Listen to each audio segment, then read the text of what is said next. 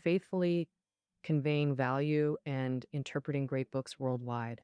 Hello, this is Sally's Book Talk. Today, we're interpreting the book called The Decline of Men. The author of this book is the renowned psychologist Philip Zimbardo, who discovered that contemporary men's abilities are declining in all aspects. Men are declining. For example, academically, young men's achievements are falling. A study surveyed 500,000 male students and 600,000 female students on their academic performance. It found that for decades, girls worldwide have outperformed boys in all subjects. Even in Zimbardo's own classes, male graduate students are becoming fewer. He also observed that nowadays, boys struggle more with relationships. They'd rather play games and spend time going out. Zimbardo is arguably one of the most important psychologists today, known as the face and voice of contemporary psychology.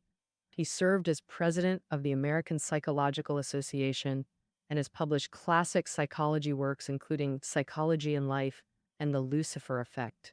One of Zimbardo's key research areas is social psychology, focusing on the relationship between social environments and human psychology. He conducted the Stanford Prison Experiment at Stanford University, revealing that ordinary people can be driven to do evil by their environment. This experiment is also one of the most famous in psychology history. And the starting point for this book, The Decline of Men, was a TED Talk by Zimbardo in 2011. Invited by this idea-sharing platform, he gave a 5-minute talk titled The Decline of Men. Based on this, Zimbardo began researching the problems and challenges faced by male adolescents. Along with colleagues Nikita and Coulomb, he surveyed over 20,000 people, exploring men's social lives and mental worlds in the internet age. Why are young men worldwide declining in academics, social skills, and other areas? What impact has the virtual world of the internet had on them? Zimbardo and Coulomb both explain this in the book, The Decline of Men. Next, we'll interpret this book for you through 3 questions. First, what are the manifestations of the decline of men? Second, what are the causes of the decline of men? Third, how to solve the problem of the decline of men.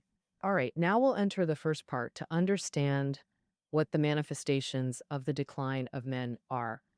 As we mentioned earlier, Zimbardo believes a key manifestation of male decline is boys' academic performance lagging far behind girls. Records worldwide show male students underperform female peers in all aspects of school life: learning attitude, academic results, social interactions, and practical experience. In countries like Sweden, Italy, New Zealand, and Poland, girls outperform boys in reading assessments. Additionally, the second manifestation is the fading of diligence in men while their dependency grows stronger. Here, Zimbardo wryly labels them as top-tier freeloading men. So what causes this increased dependency in men? We know men historically dominated heavy manual labor jobs, but modern high-tech transformations have drastically reduced these male-dominated positions. For example, manufacturing once employed many male workers, but automation now slashes labor needs. This creates severe career crises for men. Data shows U.S. male unemployment, 25 to 54, has steadily risen since the 1960s, mirroring global trends. Rising unemployment triggers subtle psychological shifts in men. Traditionally, as breadwinners, men held higher domestic status than women. Society also granted men more gender-based privileges. Over time, this fostered male superiority complexes. But now jobless and no longer household pillars, they feel psychologically adrift, seeking refuge through parental dependence or marital advantage seeking. The third manifestation is men's social incompetence. Zimbardo's research found men sometimes exhibit high-intensity social syndrome, colloquially called excessive masculinity. So what is excessive masculinity? It means many men prefer male companionship over building connections with women. For example, boys only enjoy attending social events when other males are present. And if most participants at an event are female, it loses its appeal to boys. As a man becomes more involved in a small group activity, the more attractive that small group becomes to him. Typical examples include groups like the military or sports teams, which strongly appeal to boys because they make them feel manly and proud. So, what impact does this excessive masculinity have on men? On the positive side, it teaches men how to work with other men, but the negative impacts are more significant. The most direct negative effect is their inability to form healthy romantic relationships. This, in Zimbardo's view, is also a manifestation of male decline, because building harmonious romantic relationships is also a reflection of one's abilities. For instance, excessive masculinity makes men unable to find common ground with women, gradually viewing them as an alien group that will never understand them. Moreover, when entering intimate relationships, they cannot develop interest in the opposite sex. As they grow up and have to attend mixed gender gatherings, or even at home, they feel lonely and bored. You see, whenever the World Cup kicks off, many women become football widows. Scholars have specifically researched this and found that during major sports events, men prefer watching games with other strangers rather than going home to their wives or girlfriends. Earlier, we discussed how overly masculine boys tend to participate in all male activities. Therefore, when removed from such male only environments, they quickly feel lonely and bored. So, what do they do then? Zimbardo believes this leads them to engage in more stimulating and unhealthy activities. In today's internet dominated era, the virtual world offers plenty of such stimulating activities. Consequently, many boys become addicted to online games, especially those that provide a sense of heroism. Data shows that men spend about 3 times as much time gaming as women. Women play around 5 hours a week, while boys reach 13 hours. In fact, for some boys, they can even spend 13 hours a day gaming. The result of addiction to online games is that people derive many pleasures from the internet that they can't satisfy in real life. For example, in the virtual world, people can freely become who they want to be, easily gaining wealth and status, which makes them feel satisfied and increasingly addicted to the virtual world. In the virtual world, the author interviewed a young man who said that porn and video games provide instant gratification every time. In comparison, pursuing other things, such as female sports, becomes overshadowed. Since young people have succumbed to video games, they don't need any sources of joy beyond TV and computer screens.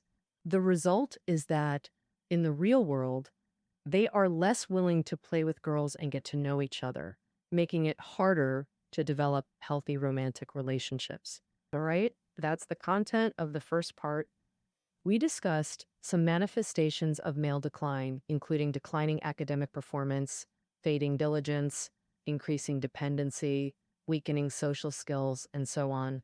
So, what has caused the regression of men? This is the second question we'll address. The author mainly discusses 4 reasons. The first reason is the absence of the father role in the family. Over the past few decades, more and more American children have grown up in single parent families. The study by the author on American society found that 1/3 of boys grow up without a father. And even in intact families, communication with fathers is pitifully scarce. According to a statistic, school-aged children spend only half an hour per week in one-on-one conversations with their fathers, while they spend 44 hours on watching TV, gaming, and surfing the internet. The absence of fathers in the family has 2 impacts. First, boys lack a positive male role model to learn from. The role model of a father is crucial for boys, especially during adolescence, as fathers guide them through example. What behaviors are acceptable for a man, and what are intolerable? If a boy grows up without a father or other positive male role models, he can only learn how to be a man from other sources. The author points out in the book that the media plays a negative educational role. often exaggerating violence and sex. Boys feel violence is everywhere, on TV, in news, and games, but no one at home teaches them how to view or handle it, leaving them confused and lost. The second impact of father absence is that failed marriages make many children lose confidence in intimate relationships. The author believes the most independent people generally come from loving families. Yet, during divorce, children may witness parents becoming emotionally unstable, irrational, arguing, and humiliating each other. And this prevents them from learning basic love and trust at home, leading to lack of confidence and autonomy in future relationships. These personality traits can hinder their social interactions. Beyond father absence, the second cause of male decline is the failure of school education. A U.S. child development site called PBS Parents found school-age boys are more physically active, but mature slower socially and linguistically. E.g., a 5-year-old boy's language equals a 3.5-year-old girl's. At in elementary classrooms, 80% of content is language-based, forcing boys to learn beyond their developmental pace. Over time, they grow averse to these tasks, developing negative emotions. These negative experiences breed resentment towards school and learning. This resentful attitude worsens academic performance, deepening their weariness of learning. Beyond curricular issues, schools lack effective sex education, leading boys to learn about sex mainly from porn. The book notes U.S. sex education typically uses two approaches: abstinence only or comprehensive education. Abstinence education advocates prohibiting all premarital sex. Comprehensive education also promotes abstinence, teaches contraception and STD prevention too. The author believes neither approach mentions pornography at all. Parents know their kids watch porn, but either pretend ignorance or bluntly warn them against it without proper guidance. American sex therapist Marty Klein wrote a book called America's War on Sex. She states in the book that abstinence education doesn't affect kids' sexual behavior, but rather their perception of it. The less sex education teens receive, the less they understand sexuality and their bodies, leading to diminished self-worth. They're also less willing to openly discuss their sexual feelings and experiences with adults.